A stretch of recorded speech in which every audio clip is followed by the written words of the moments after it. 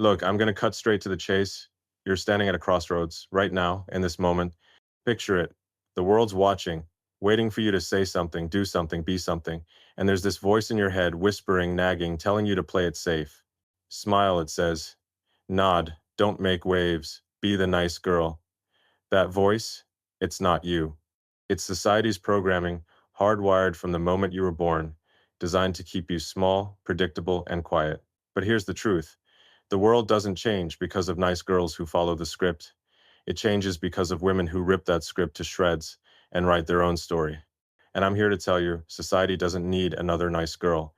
It needs you, unfiltered, unapologetic, and ready to reshape the future. Let's be real. Society has a playbook for women, and it's been running for centuries. Be agreeable, be pleasant, put everyone else first, even if it means putting yourself last. Don't raise your voice, don't challenge the status quo, don't make anyone uncomfortable. Sound familiar? It's a trap. A subtle, insidious trap that makes you think you're being kind when really you're being controlled. When I started Tesla, people laughed at the idea of electric cars taking over the roads. They told me to stick to software, to play it safe. They wanted me to be the nice guy of the auto industry, to nod along with the fossil fuel giants and not disrupt their game. But I didn't listen. I couldn't, because I saw a future where clean energy wasn't just a dream, it was a necessity. And I wasn't about to let society's rulebook stop me from building it. You've felt that pressure too, haven't you? That invisible weight telling you to shrink, to soften your edges, to stay in your lane. Maybe it was in a meeting where you had the best idea but kept quiet because you didn't want to seem pushy. Maybe it was a moment when you wanted to stand up for yourself but held back because you were afraid of being labeled difficult.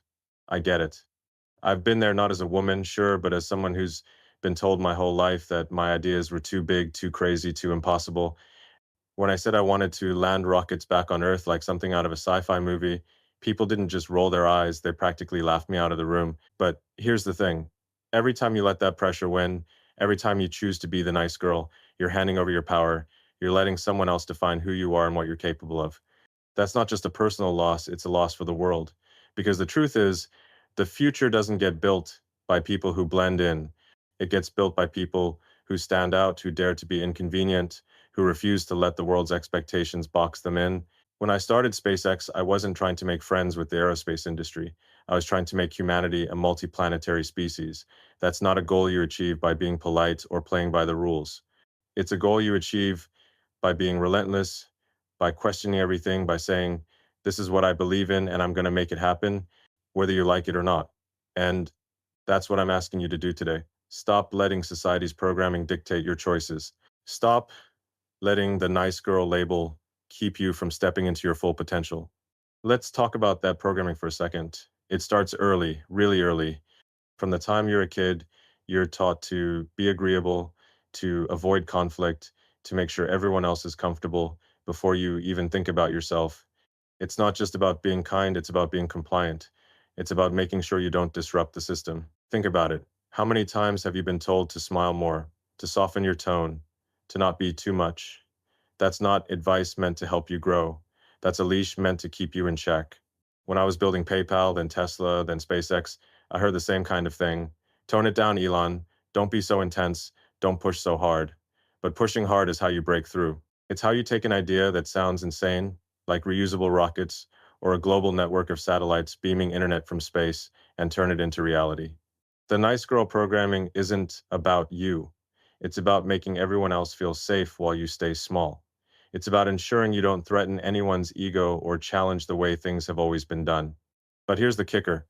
The world doesn't move forward because of people who play it safe. It moves forward because of people who dare to be bold, who dare to be uncomfortable, who dare to say, this isn't good enough, and I'm going to do something about it. When I looked at the auto industry and saw gas-guzzling cars choking the planet, I didn't think, well, I'll just build something that fits in. I thought, I'm going to build a car that changes everything. That's the mindset you need to adopt. You have to stop asking, will this make people like me? And start asking, will this make the world better? I know it's not easy. Breaking free from that programming means facing resistance not just from others, but from yourself. That voice in your head, the one telling you to stay quiet, to avoid rocking the boat. It's loud, it's persistent, but it's not the truth. The truth is, you're capable of so much more than society wants you to believe.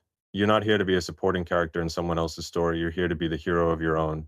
When I started Neuralink, people said connecting brains to computers was science fiction, not science fact. They told me to stick to cars or rockets, things that were realistic. But I didn't listen because I knew that if I didn't push the boundaries of what's possible, no one else would. And you need to do the same. You need to stop listening to the voices, internal and external, that tell you to stay small. You need to start listening to the voice that says, I can do this. I will do this. Let's get practical for a second. How do you start breaking free? It's not about waking up tomorrow and suddenly becoming someone else. It's about small, deliberate choices. It's about catching yourself in the moment when you're about to shrink, when you're about to say yes to something you don't believe in, or stay silent when you know you should speak up and choosing differently. Ask yourself, am I doing this because it's what I want, or because I'm afraid of what happens if I don't? That question is a knife that cuts through the fog of society's expectations. It's the same question I asked myself when I poured every dollar I had into Tesla and SpaceX, knowing I could lose it all. I didn't do it because it was safe. I did it because I believed in the mission. And you need to find your mission, your reason, your why, because once you do, no amount of societal pressure can hold you back. Here's the reality: the world is a messy, complicated place, and it's not going to hand you opportunities on a silver platter just because you're nice. When I started Starlink, I didn't wait for permission from the telecom giants or the regulators. I saw a problem: billions of people without access to high speed internet, and I decided to solve it. I built satellites, launched them into orbit, and now we're connecting the world in ways no one thought possible a decade ago. That's what happens when you stop waiting for approval and start acting on your vision. You don't need everyone to agree with you. You don't need everyone to like you. You just need the courage to move forward, even when the path isn't clear. And let's be honest, moving forward isn't always pretty. It's not a straight line. It's a roller coaster with more downs than ups, especially at the start. When I founded SpaceX, we failed 3 times before we got a rocket into orbit. 3 times. Millions of dollars, years of work, and countless sleepless nights gone in explosions and crashes. Did it hurt? Of course. Did I want to give up? Sometimes. But I kept going because I knew that giving up meant letting someone else define the future of space exploration. And I wasn't okay with that. You shouldn't be okay with letting someone else define your future either. Every time you choose to play it safe, every time you choose to be the nice girl, you're handing over the pen that writes your story. Don't do that. Grab that pen and start writing. So, what's it going to be? Are you going to keep playing by society's rules, staying quiet, staying small, staying safe? Or are you going to step up, take the risk, and show the world what you're really capable of? I'm not saying it's easy. I'm not saying you won't face pushback or doubt or moments when you question yourself, but I am saying it's worth it, because the alternative, living a life where you're always wondering what if, is far worse. I've spent my life betting on what if. What if we could make electric cars mainstream? What if we could colonize Mars? What if we could merge human brains with AI? Those questions have driven me to build things that seemed impossible. And I want you to ask your own what if questions. What if you stopped trying to be the nice girl and started being the woman who changes everything? This is your moment, right now. Not tomorrow, not next week, not when the conditions are perfect. Right now. The world is waiting for you to stop apologizing, stop shrinking, stop conforming. It's waiting for you to step into your power, to claim your voice, to build something that matters. Society's playbook, burn it, write your own, because the future doesn't belong to those who follow the rules. It belongs to those who dare to break them. So go out there and break them. I'm betting on you. All right, let's dive deeper. You've started to see through the fog of society's expectations, that suffocating script telling you to stay quiet, to blend in, to be the nice girl who never shakes things up. But now it's time to take the next step, and it's a big one: owning your voice. Your voice isn't just words coming out of your mouth, it's your power, your leverage, your ability to cut through the noise and make the world listen. And let me tell you something straight up. If you don't use it, you're letting someone else write your story. You're handing over the keys to your future. And I know you're not here to be a passenger in your own life, you're here to drive. Let's talk about what it means to own your voice. It's not just about speaking louder or more often. It's about speaking with conviction, with clarity, with a fire that says, this is what I stand for and I'm not backing down. When I started talking about colonizing Mars, people didn't just disagree with me, they thought I was out of my mind. I'd stand in rooms full of engineers, scientists, and investors, all of them looking at me like I just suggested we build a ladder to the moon. But I kept talking. I kept laying out the vision, a million people living on Mars, a backup plan for humanity, a future where we're not just stuck on one fragile planet. I didn't care if they laughed. I didn't care if they rolled their eyes because I knew that if I didn't speak up, if I didn't put that idea out there, it would never happen. And you need to do the same. Your voice is your weapon. Sharpen it, wield it, and don't be afraid to swing. I know what you're thinking. Elon, it's not that simple. Speaking up is risky. People might judge me. They might think I'm too aggressive, too opinionated, too much. And you're right, it is risky. But let me let you in on a little secret. Everything worth doing is risky. When I poured my own money into Tesla, knowing we were one bad quarter away from bankruptcy, that was risky. When I launched SpaceX's first rocket, knowing it could blow up on the pad and take my dreams with it, that was risky. But risk isn't the enemy. Silence is. Every time you hold back, every time you swallow your words because you're afraid of how they'll land, you're not just avoiding conflict, you're erasing yourself. You're letting the world move forward without your input, without your ideas, without your brilliance. Think about the moments you've stayed quiet. Maybe it was in a boardroom where you had a game-changing idea but didn't want to seem pushy. Maybe it was in a conversation where you knew you were right but let someone else dominate because you didn't want to cause a scene. I've been there too, not in the exact same way, but close enough. When we were developing the Tesla Roadster, I had to fight tooth and nail to convince people that electric cars could be fast, sexy, and practical. Engineers, investors, even some of my own team told me it couldn't be done. They wanted me to tone it down, to compromise, to make a sensible car that fit the market's expectations, but I didn't. I spoke up, I pushed back, I laid out the vision for a car that didn't just compete with gas vehicles, but blew them out of the water. And you know what? That voice, that insistence, that refusal to back down, it changed the auto industry. Your voice has that kind of power too. It's not just about being heard, it's about shaping reality. It's about taking an idea that's burning inside you and putting it out there raw and unfiltered until the world has no choice but to pay attention. But here's the catch. You can't do that if you're always filtering yourself through the nice girl lens. You know what I'm talking about, that instinct to soften your words, to hedge your opinions, to make sure no one feels uncomfortable. It's a reflex drilled into you by years of conditioning. But every time you do that, you're diluting your impact. You're making yourself smaller than you are. And let me be clear, you are not small. You are a force, a spark, a potential explosion of ideas and change. So why are you holding it back? Let's get real about what happens when you don't speak up. You've seen it, haven't you? You're in a meeting, you've got the best solution in the room, but you hesitate. Someone else jumps in, someone less qualified, less prepared, and they get the credit. Or worse, the idea dies because you didn't fight for it. I've watched this happen, not just in my companies, but in the world at large. Brilliant women with brilliant ideas sitting on the sidelines because they're worried about being too much. When we were building Starlink, I had to push my team to think beyond what the telecom industry thought was possible. I didn't just say, hey, let's build a few satellites. I said, let's blanket the planet with thousands of them and give internet to every corner of the globe. That kind of vision doesn't come from staying quiet. It comes from speaking up, even when the room isn't ready to hear you. And here's the thing, the room will never be ready. There's never a perfect moment to say what you really think. There's always going to be someone who's uncomfortable, someone who disagrees, someone who thinks you're stepping out of line. But that's the point. If your words don't cause a little friction, they're probably not powerful enough. When I announced Neuralink, the idea of linking human brains to computers, I knew it would freak people out. I knew it would spark debates, skepticism, even fear. But I said it anyway because I believe it's the future. And you need to believe in your future enough to say it out loud, even if it ruffles feathers, especially if it ruffles feathers. Now, I'm not saying you should go out and pick fights for no reason. This isn't about being loud for the sake of being loud. It's about being intentional, about choosing when and how to use your voice to make an impact. Think about the people who've changed the world, people like Ada Lovelace, who saw the potential of computers before anyone else, or Katherine Johnson, who calculated the trajectories that got us to the moon. They didn't get there by being quiet or agreeable. They got there by speaking their truth, by standing firm in their ideas, by refusing to let the world ignore them. And you have that same potential. Your voice isn't just a tool, it's a signal to the universe that you're here, that you matter, that you're not going to let someone else's comfort zone dictate your destiny. Let's talk about the stakes, because This isn't just about you feeling good or getting a pat on the back. This is about the kind of world we're building.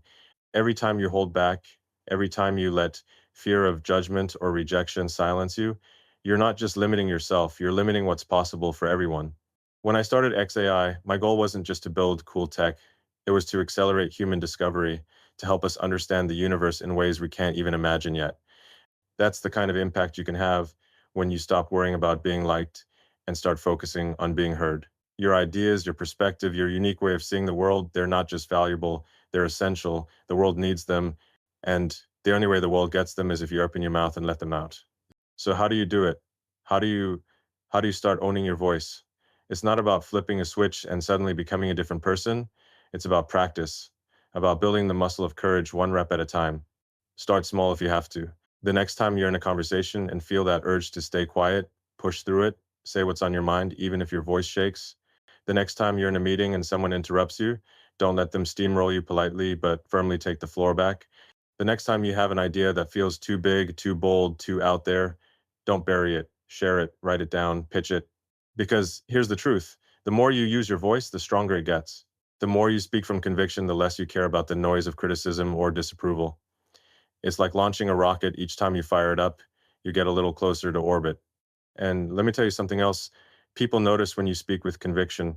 Authenticity has a kind of gravity. It pulls attention. It commands respect. I've seen it in my own life. When I talk about making humanity multiplanetary, I'm not just throwing out words.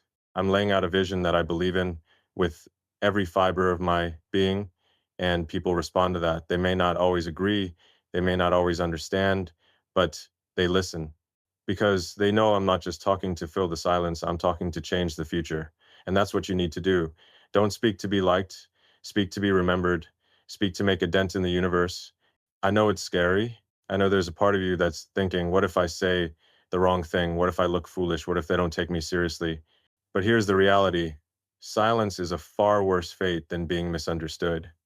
Silence is permanent. It's the absence of you in the world. Judgment, that's temporary. People will always talk, so let them talk about your boldness, your ideas, your vision. Let them talk about the woman who wasn't afraid to stand up and say, this is what I believe, and I'm going to make it happen. Because when you do that, you're not just speaking, you're rewriting the rules. You're proving that your voice has weight, that your ideas deserve space, that you are a force to be reckoned with. So here's my challenge to you. Stop waiting for permission to speak. Stop waiting for the perfect moment, the perfect words, the perfect audience. The perfect moment doesn't exist. What exists is this moment right now where you have the chance to say something that matters. When I stood up and said we're going to build a car that runs on electricity and outperforms a Ferrari, I didn't have all the answers. I didn't have a guarantee it would work. But I said it anyway because I knew that if I didn't, someone else would shape the future of transportation and it wouldn't be the future I wanted. You have that same power. Your voice can shape industries, communities, lives, but only if you use it. Don't let fear win. Don't let the nice girl programming keep you from stepping into the spotlight.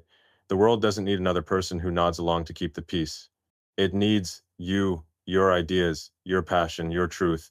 So speak up, say what you mean, say it loud, say it with conviction, because when you do, you're not just talking, you're building a future that belongs to you. Let's get to the heart of something critical. You've started to break free from society's script, and you're finding your voice, wielding it like the weapon it is. But there's another hurdle, one that trips up even the boldest among us. The chase for approval. You know what I'm talking about, that instinct to seek a nod, a smile, a thumbs up from the people around you. It feels good, doesn't it? That moment when someone says, good job, or I like how you handled that. But here's the cold, hard truth. Chasing approval is a dead end. It's a treadmill that keeps you running but never gets you anywhere. If you want to make a real impact, if you want to leave a mark on this world, you need to stop chasing approval and start commanding respect. Because respect is what gives your voice weight, your presence power, and your ideas permanence. I've been down this road myself. When I started SpaceX, I wasn't looking for applause from the aerospace giants or the government agencies. I didn't care if they liked me. I cared about building rockets that could take us to Mars, about making humanity a spacefaring civilization. But let me tell you, there were plenty of moments when people wanted me to play nice, to smooth things over, to make decisions that would keep everyone comfortable. Elon, don't rock the boat, they'd say. Don't challenge NASA. Don't push for reusable rockets, it's too ambitious. But I wasn't in it for their approval. I was in it for the mission. And when you're driven by a mission, you don't bend just to make people feel good. You stand firm, you draw a line, and you demand respect, not because you're trying to be difficult, but because you know your work deserves it. Now, let's talk about the difference between approval and respect, because this is where so many women get stuck. Approval is cheap. You get it by smiling, by agreeing, by making yourself useful to others at the expense of your own goals. It's what society hands out when you stay in your lane, when you don't challenge anyone's ego, when you make life easy for everyone else. But respect is earned through strength, through clarity, through refusing to let your boundaries be crossed. Think about the people you admire most in your life. Are they the ones who always said yes to you, who never pushed back, who made sure every interaction was smooth and conflict free? Probably not. The people you respect are the ones who stood for something, who held their ground, who weren't afraid to say, "This is where I stand and I'm not moving." I learned this lesson the hard way. Early on with Tesla, we were bleeding cash and the pressure was on to compromise to build a cheaper car, to cut corners, to make something that fit the market's expectations. Investors, advisors, even some of my own team wanted me to play it safe, to make decisions that would keep everyone happy. But I knew that if I did that, we'd end up with just another car company churning out forgettable vehicles that didn't move the needle. So I said no. I pushed for the Model S to be a game changer, a car that wasn't just electric, but better than anything on the road. That decision didn't win me a popularity contest. People called me stubborn, reckless, even arrogant. But you know what? When the Model S hit the market and started turning heads, those same people started listening. They didn't have to like me, but they respected me because I showed them I wasn't here to play small. You need to do the same. Stop confusing approval with respect. Approval is fleeting. It's a pat on the head for being convenient. Respect is lasting. It's what you earn when you show the world you're not someone to be overlooked. And here's how you do it. You set boundaries. You say no when something doesn't align with your values. You refuse to let people interrupt you, diminish you, or take credit for your work. I see this all the time, especially with women. You're in a meeting, you start to share an idea, and someone cuts you off. Or you put in the work, but someone else gets the praise because you didn't speak up. That stops now. The next time someone tries to steamroll you, hold your ground. Politely, firmly say, "I'm not finished." The next time someone tries to take credit for your idea, call it out not with anger, but with clarity. That was my proposal, and here's why it matters. Those moments, small as they seem, are where respect is built. Let me share a story. When we were developing Starlink, there was a point where regulators and competitors were pushing back hard. They wanted us to slow down, to limit our launches, to make sure we didn't disrupt their cozy little systems. It would have been easy to nod, to negotiate, to keep the peace, but I didn't. I laid out the facts. Starlink was going to connect billions of people to high-speed internet from remote villages to disaster zones. It wasn't just a business, it was a mission to make the world better. I didn't ask for their approval. I demanded their respect by showing them we weren't backing down. And you know what? We kept launching, we kept building, and now Starlink is changing lives across the globe. That's what happens when you prioritize respect over being liked. This isn't about being harsh or confrontational. It's about being unshakable. It's about knowing your worth and refusing to let anyone treat you like you're disposable. I've seen too many brilliant women let their power slip away because they're afraid of being seen as difficult. But let me tell you something. The world doesn't change because of people who are easy to get along with. It changes because of people who know where their line is and won't let it be crossed. When I started Neuralink, I knew the idea of brain-computer interfaces would scare people. I knew it would spark debates about ethics, safety, even humanity itself, but I didn't let that stop me. I set clear boundaries about what we were doing and why. I didn't apologize for the ambition. I didn't soften the vision to make it more palatable.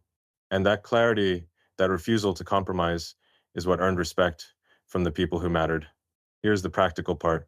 Building respect starts with small, intentional acts. The next time someone tries to take advantage of your time, your energy, or your ideas, don't let it slide. Say, "This isn't okay, and here's why." The next time you're tempted to downplay your accomplishments to make someone else feel better, don't own your work, own your value. When I was pushing for reusable rockets at SpaceX, I didn't just say, "Hey, maybe we could try this." I said, "This is the future of space travel, and we're going to make it happen." That kind of clarity doesn't just get you noticed, it gets you taken seriously. And when people start taking you seriously, doors open, opportunities appear, the world starts to shift in your direction. But let's be honest, Demanding respect comes with pushback. Not everyone's going to like it when you stop being the nice girl who makes their life easy. Some people will feel threatened. Some will try to guilt you into shrinking again. I've been there.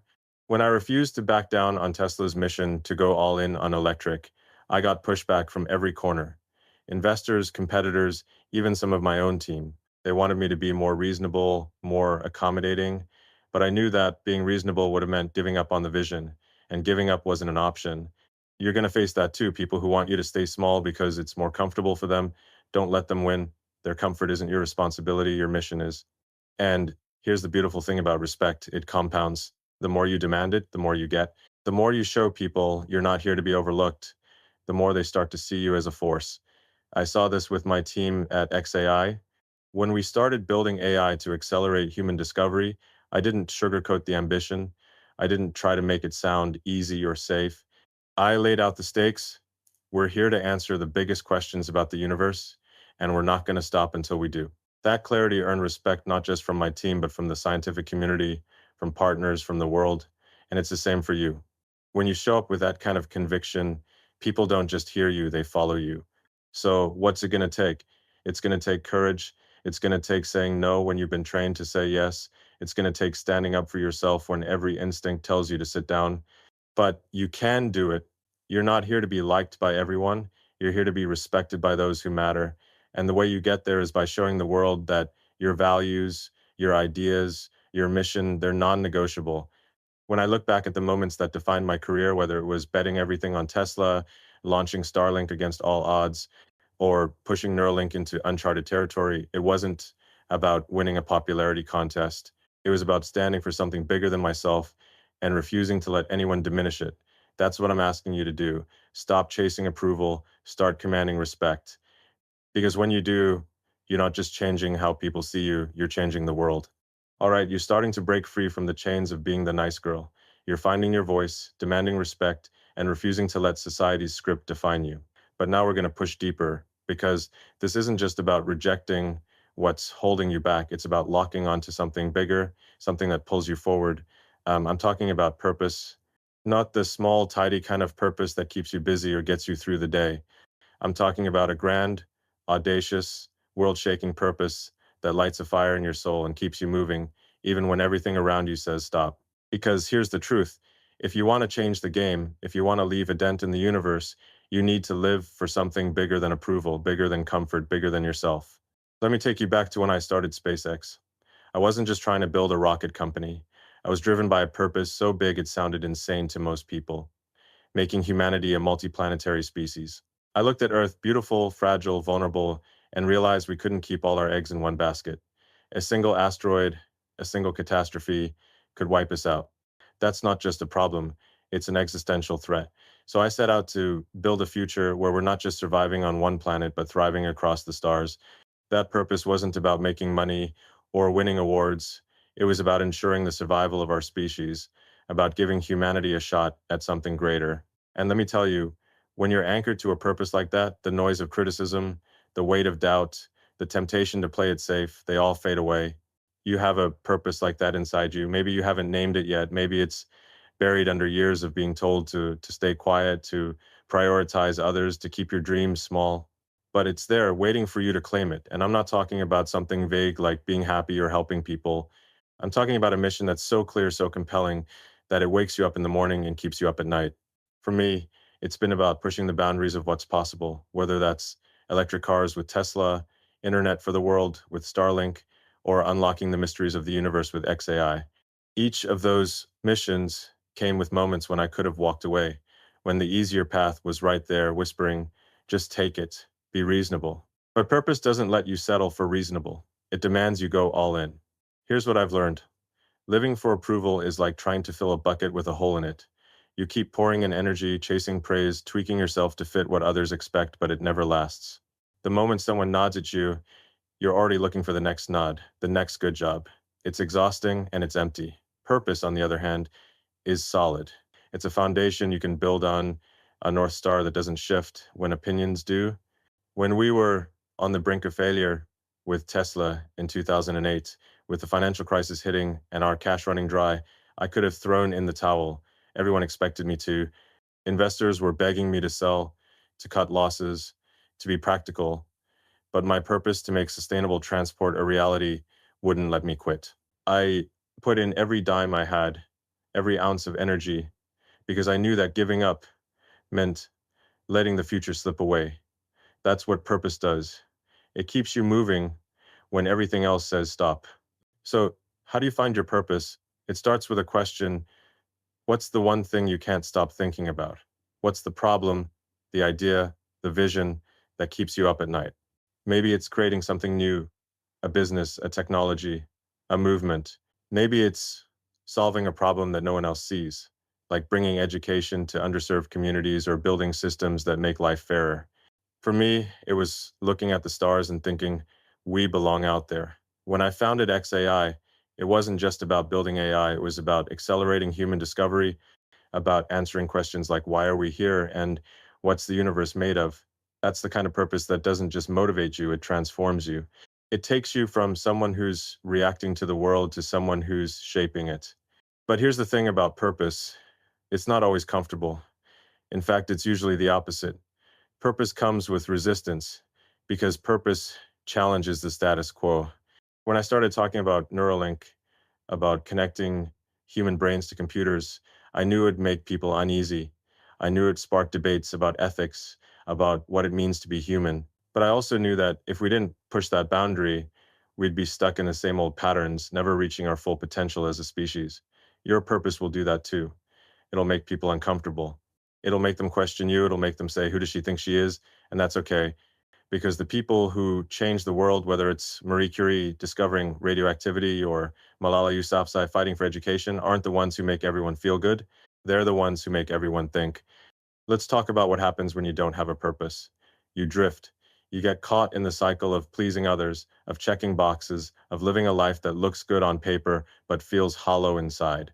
I've seen it in people I've worked with, brilliant minds who could have changed the world but got stuck chasing promotions, accolades, or social media likes.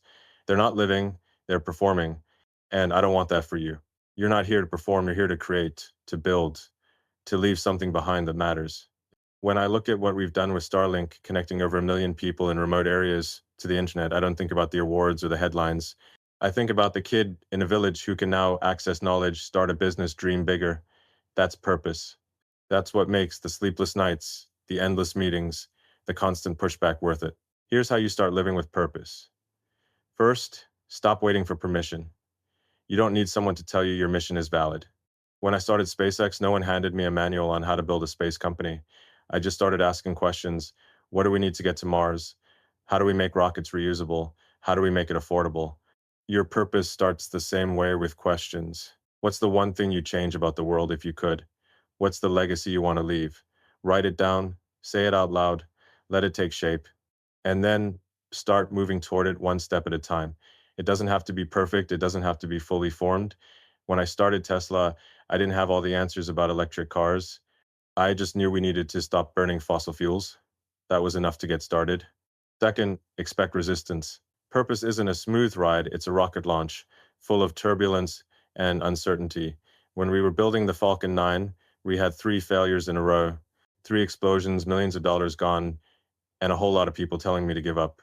But my purpose, making space accessible, was bigger than the setbacks. So we kept going. You'll face setbacks too. People will doubt you. They'll criticize you. They'll tell you your dream is too big, too impractical, too unrealistic. Don't listen. Your purpose is your shield. It's what keeps you standing when the world tries to knock you down. Finally, let your purpose evolve. It's not a static thing. It grows as you grow. When I started with PayPal, my purpose was to make financial transactions easier. That led to Tesla, to SpaceX, to Neuralink, to XAI, each step built on the last, each one pushing me toward a bigger vision of what's possible. Your purpose might start small. Maybe it's about empowering the women in your community or creating a product that solves a real problem.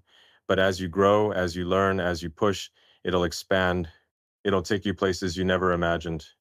And that's the beauty of it. Purpose isn't a destination, it's a journey that makes you bigger, bolder, better. So, what's your purpose? What's the thing that's worth fighting for, worth failing for, worth giving everything for? Because I promise you, it's not about making everyone happy.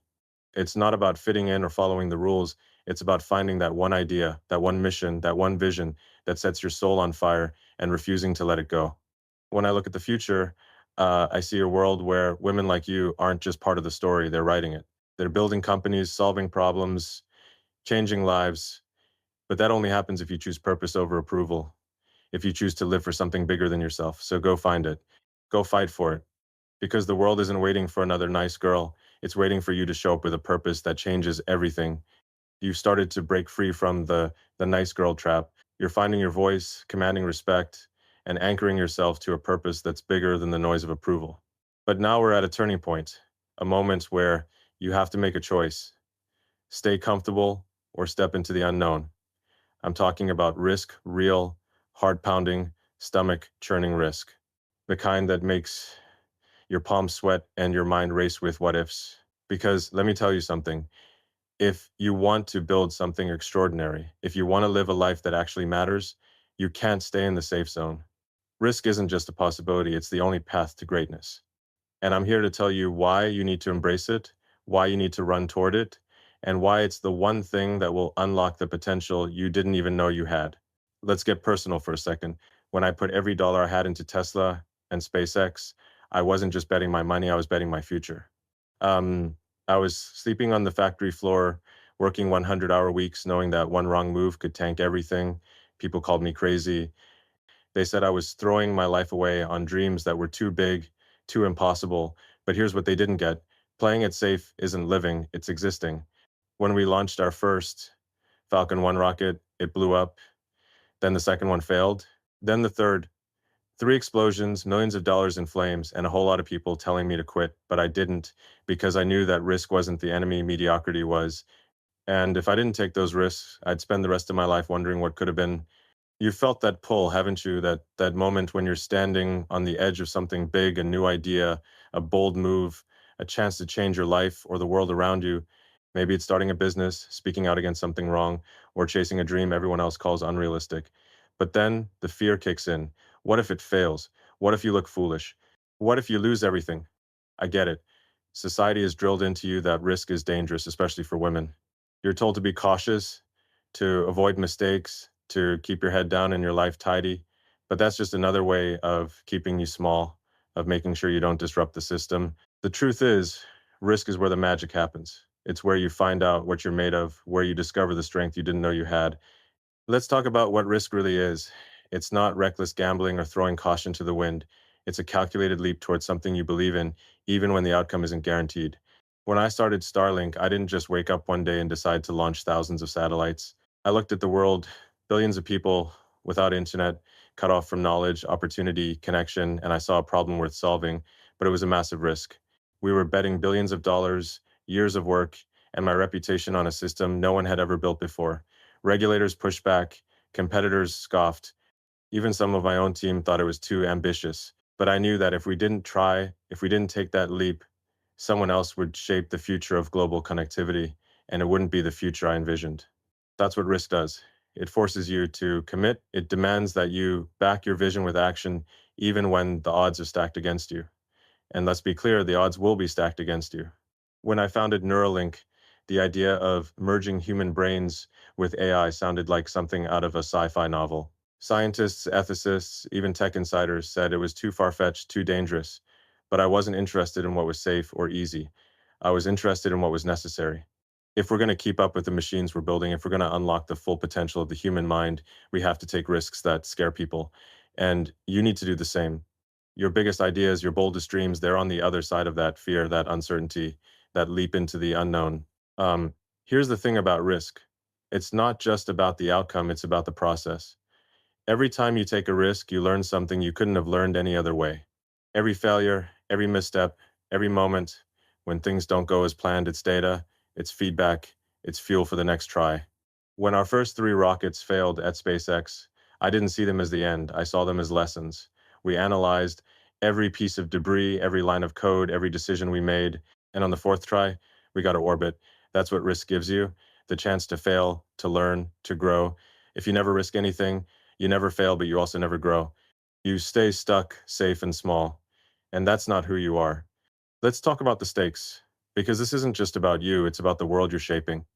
Every time you play it safe, every time you choose comfort over courage, you're not just limiting yourself, you're limiting what's possible for everyone else. Think about the women who took risks before you. People like Grace Hopper, who pushed the boundaries of computing when it was a man's world, or Rosa Parks, who risked everything by refusing to give up her seat. They didn't just change their own lives, they changed history. Your risks, your bold moves, they ripple out, they inspire others, they open doors, they create possibilities that didn't exist before. When I risked everything on Tesla, it wasn't just about building a car company, it was about proving that sustainable energy could work, that we could shift an entire industry away from fossil fuels. And now, every major car maker is chasing electric. That's what happens when you take a risk. You don't just change your story, you change the world's. So, how do you start? First, reframe how you see risk. It's not a monster waiting to ruin you, it's a doorway to what's next. Start small if you need to. Take a risk in a conversation, say something bold, something true, even if it makes you nervous. Take a risk at work, pitch that idea you've been sitting on, even if you're not sure it's perfect. Take a risk in your life, sign up for that course, start that project, make that move you've been dreaming about. When I started XAI, I didn't have a roadmap for how AI would accelerate human discovery. I just knew it was a problem worth tackling. So I took the first step, hired a team, and started building. You don't need all the answers to start, you just need the courage to take the first step. Second, embrace failure as part of the deal. Failure isn't the opposite of success, it's the foundation of it. Every time I failed, and trust me, I failed a lot, it's taught me something I couldn't have learned otherwise. When Tesla was on the verge of bankruptcy, when we couldn't get the Model S production right, I didn't see it as the end. I saw it as a chance to figure out what we were doing wrong and do it better. Your failures will do the same for you. They'll show you where you're weak, where you need to grow, where you need to pivot. So don't run from them. Lean into them. They're not the end of your story, they're the beginning of your comeback. Finally, surround yourself with people who push you to take risks. I've been lucky to work with teams at SpaceX, Tesla, and XAI who don't just support my ideas, they challenge me to make them bigger, bolder, better. Find people who believe in your vision, who won't let you settle for safe. Because the truth is, the bigger the risk, the less competition you face. Most people won't even step into the arena. They're too busy worrying about looking foolish or losing what they have. But when you take that leap, when you bet on yourself, you're playing a different game. You're not just competing, you're creating. And that's where greatness lives. So here's my challenge to you. Stop waiting for the perfect moment to take a risk. There is no perfect moment, there's only now. The next time you feel that spark of an idea, that urge to do something bold, don't talk yourself out of it. Don't wait for permission or certainty. Act. When I decided to build the Boring Company to dig tunnels under cities, people thought it was a joke. But I saw traffic choking our cities, wasting billions of hours, and I knew we could do better. So we started digging. Was it risky? Sure. Was it worth it? Absolutely. Your risks will be worth it too. Because the alternative, staying safe, staying small, staying stuck, isn't a life. It's a cage. And you were born to soar. You've come a long way. You're shedding the nice girl skin, speaking with conviction, commanding respect, anchoring yourself to a purpose that's bigger than the noise around you, and embracing risk as the gateway to greatness. But there's one more piece to this puzzle, one more shift that will take you from breaking free to truly unstoppable self-mastery. I'm not talking about controlling others or bending the world to your will. I'm talking about mastering yourself, your fears, your doubts, your impulses to shrink or conform. Because real power, the kind that changes industries, rewrites futures, and leaves a legacy, doesn't come from external validation or dominance. It comes from the ironclad control you have over your own mind, your own choices, your own path. And that's what I want to dive into today, how you become the master of your own destiny, not a puppet dancing to someone else's tune. Let's start with what self-mastery looks like. It's not about being perfect or never feeling fear. It's about deciding who's in the driver's seat of your life. When I started SpaceX, I wasn't fearless. I was terrified. We were a tiny startup going up against aerospace giants with decades of experience and billions in funding. Every launch was a gamble, millions of dollars, years of work, my entire vision on the line. There were nights I couldn't sleep, wondering if I'd made the biggest mistake of my life. But self-mastery isn't about eliminating fear. It's about refusing to let it call the shots. I looked at that fear and said, you don't get to decide what I do next. My mission does. And that's the kind of power I want you to claim, the power to choose your actions, your focus, your future, no matter what's screaming in your head or coming at you from the outside. This is especially critical for women because society has a way of conditioning you to hand over control. You're taught to prioritize everyone else's needs, your boss, your family, your friends, even strangers before your own. You're told that saying yes to everything is strength, that keeping the peace is your job, that your value lies in how much you can give without asking for anything back. That's not strength, that's surrender. And it's time to stop surrendering. Self mastery means recognizing when you're acting out of habit, out of fear, out of that old nice girl programming, and choosing to act from intention instead. It's about saying, I'm not here to make everyone else comfortable, I'm here to make a difference.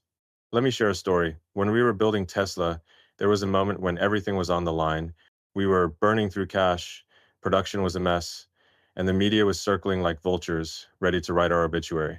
Everyone, investors, analysts, even some of my own team, wanted me to pull back, to scale down the ambition, to make safer choices that would keep the company afloat.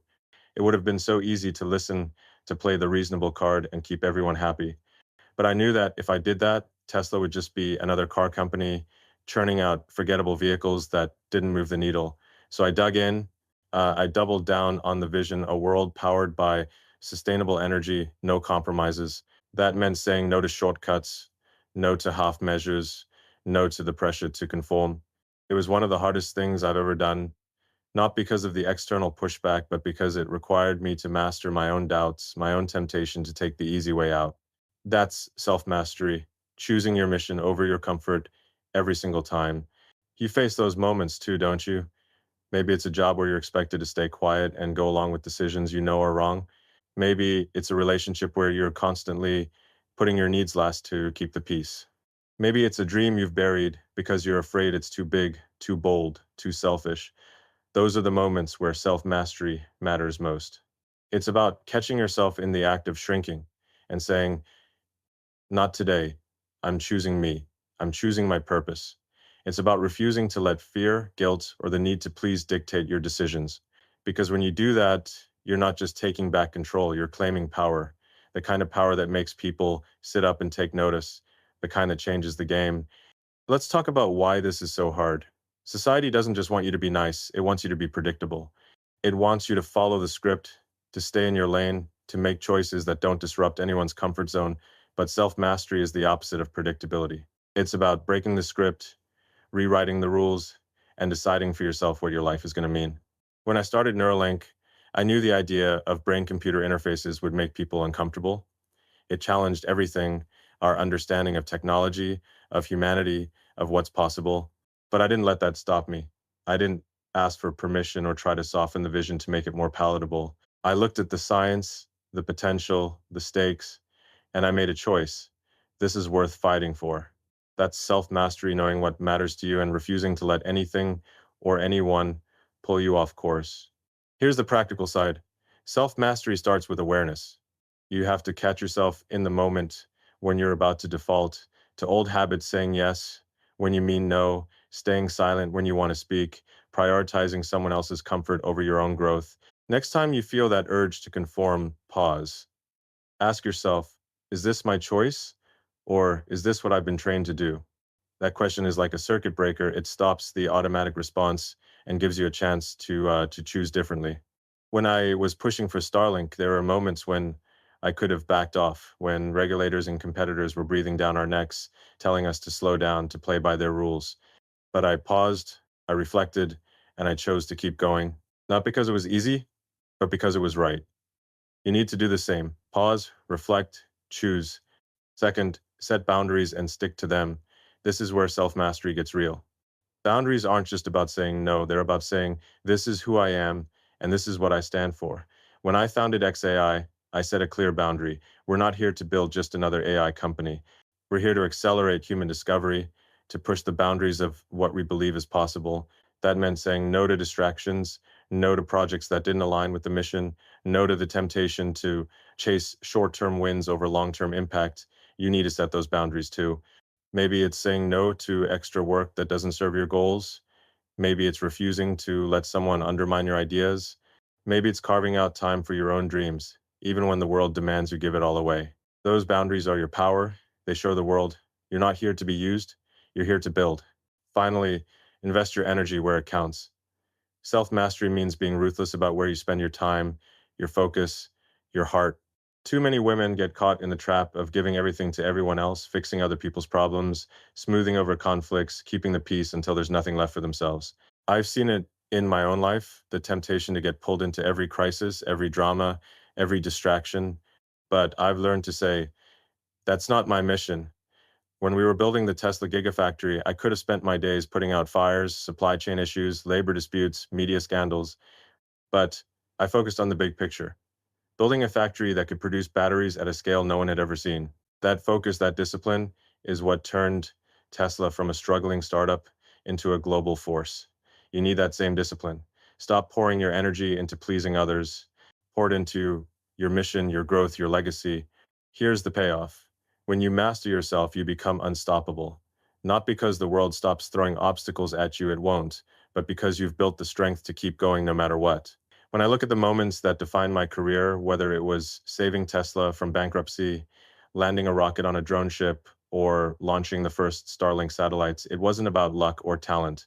It was about mastering my own fears, my own doubts, my own temptation to take the easy road. And that's what I want for you. The power to choose your path, to stay true to your mission, to show the world that you're not here to play small. Because when you master yourself, you don't just change your life, you change the world. And that's a power no one can take away. You've come far.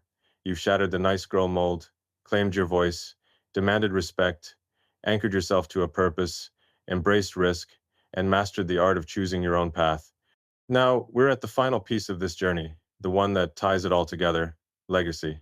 Not the kind of legacy that's about fame or plaques on walls, but the kind that echoes through time, that changes the world in ways big and small, that says, I was here and I made a difference. Because let me tell you something, you weren't born to blend in, to nod along, to leave the world exactly as you found it. You were born to leave a mark, to create something that outlives you, to build a legacy that inspires generations.